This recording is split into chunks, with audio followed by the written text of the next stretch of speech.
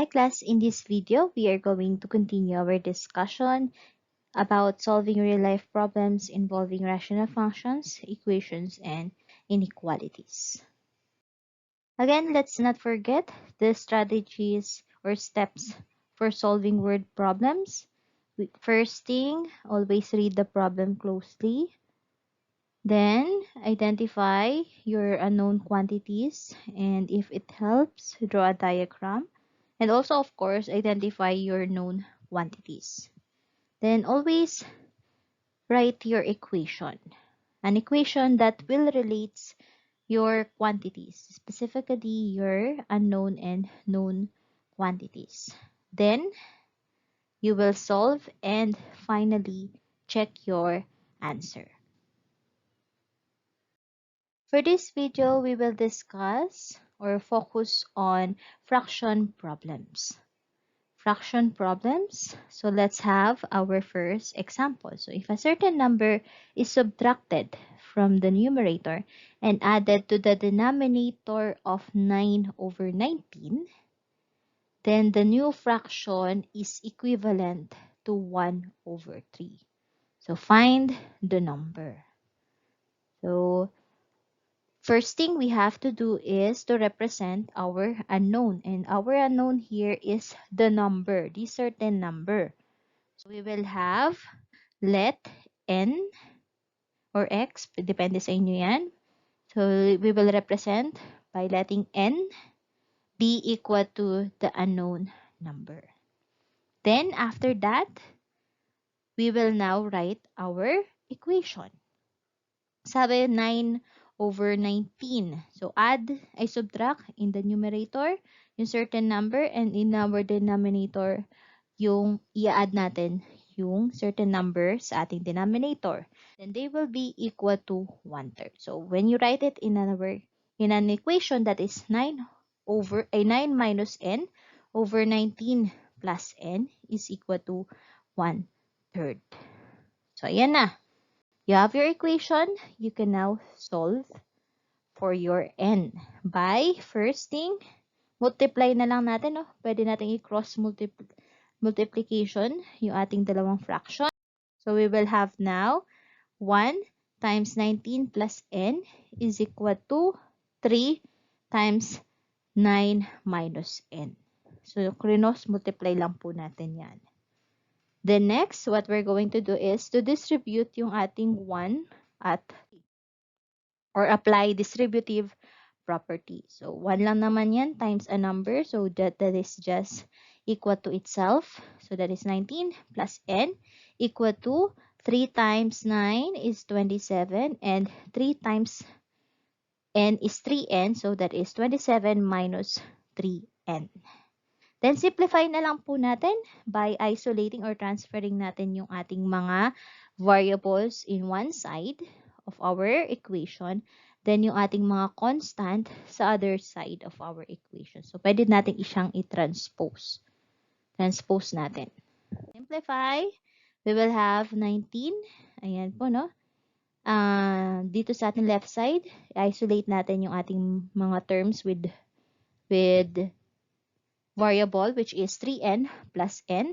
And then sa right side will be our constant, which is 27 minus 19. So 3n plus n is equal to 4n. Then 27 minus 19 is equal to 8. So we will have 4n equal to 8. Then simplify by dividing both sides by 4. So we will have now our n as equal to 2. So kung i-check mo yan, substitute mo, no?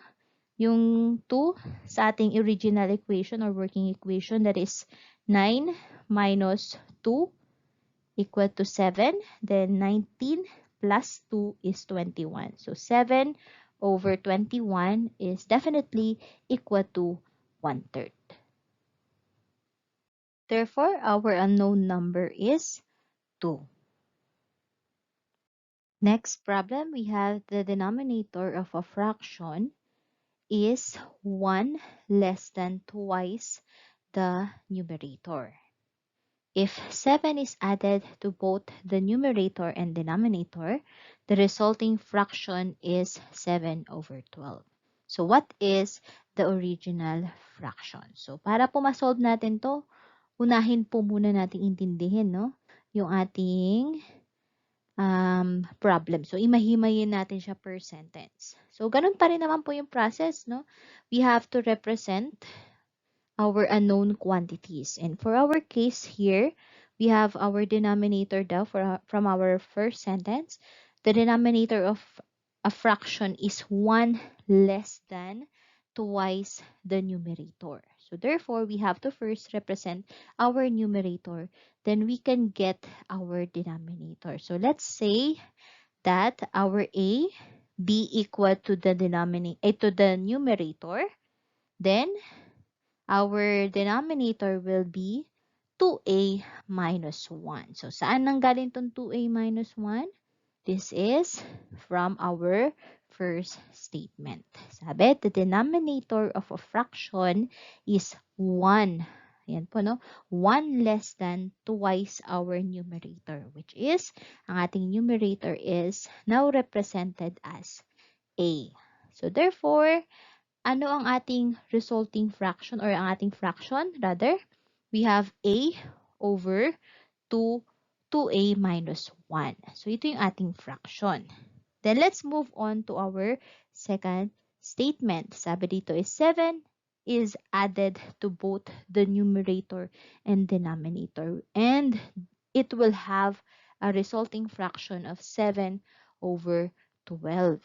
So, therefore, pag magsusulat tayo ng ating equation, we will have now our new fraction which is a plus 7 all over 2a minus 1 plus 7 is equal to 7 over 12.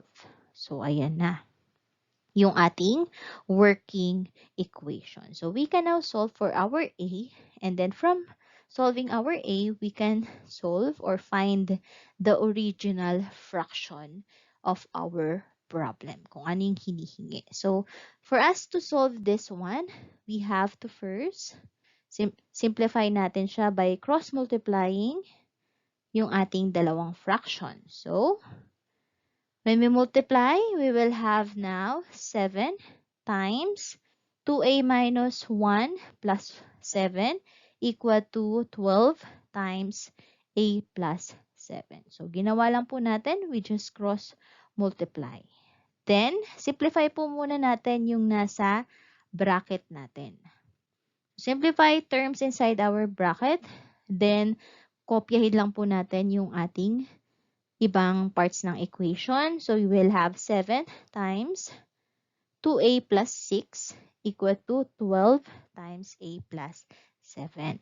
Then, from here, we can now distribute our 7 and 12 sa kanilang respective terms na minumultiply. So, you will have 7 times 2a, 14a.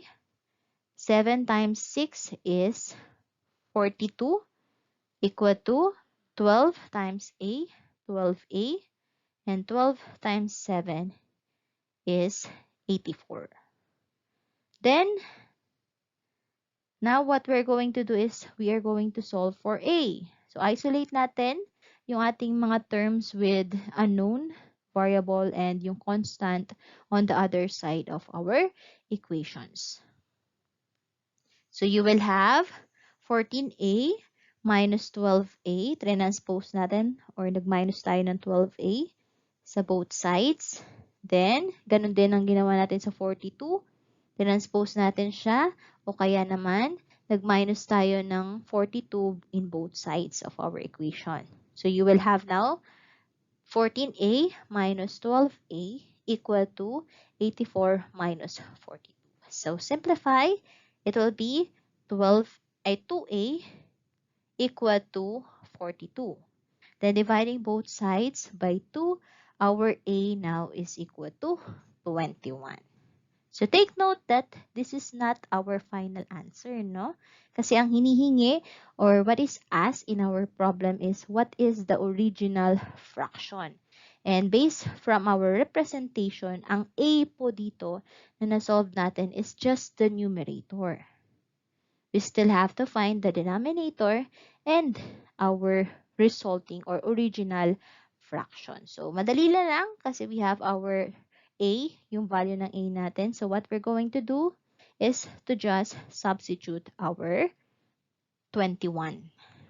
So, ang final answer natin will be A. So, 21. Then sa baba, sa denominator, 2 times 21 minus 1. Then we will have for our numerator 21 and for our denominator that is 42 minus 1 which is equal to 41. So the original fraction is 21 over 41.